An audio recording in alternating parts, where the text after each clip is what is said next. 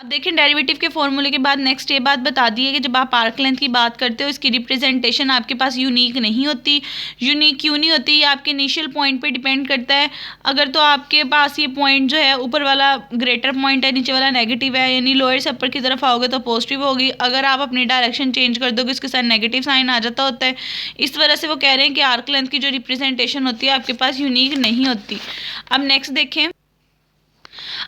देखें, आपको नेक्स्ट उन्होंने एक और डेफिनेशन कही हुई है कि अगर आपसे कहा जाए कि आर्क लेंथ नेचुरल, आप किसी चीज़ को शो करवाएं कि उसकी जो आर्क लेंथ है वो नेचुरल रिप्रेजेंटेशन रखती है।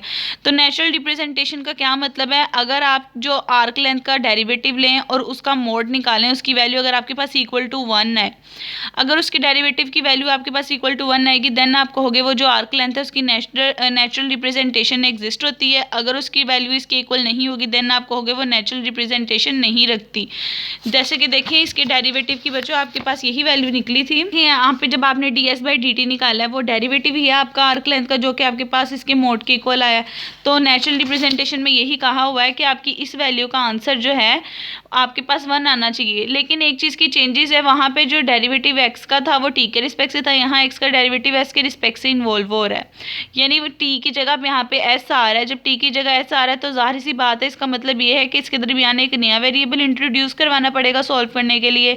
यानी कि अगर आपसे कहा रहता है dx/ds की वैल्यू निकालें तो आप क्या करोगे? पहले x का t के रिस्पेक्ट से निकालोगे, t का s के रिस्पेक्ट से निकालोगे, उसके बाद इनके ऊपर चेन रूल लगा के इसको सॉल्व करोगे। ये इक्वेशन पे डिपेंड करता है आपको किस फॉर्म की दी जाती है।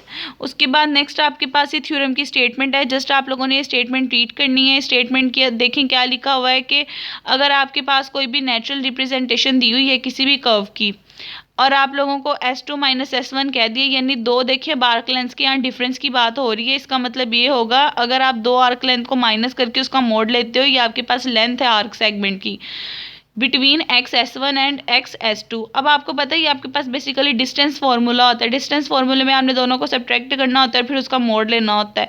तो बेसिकली ये आर्क लेंथ की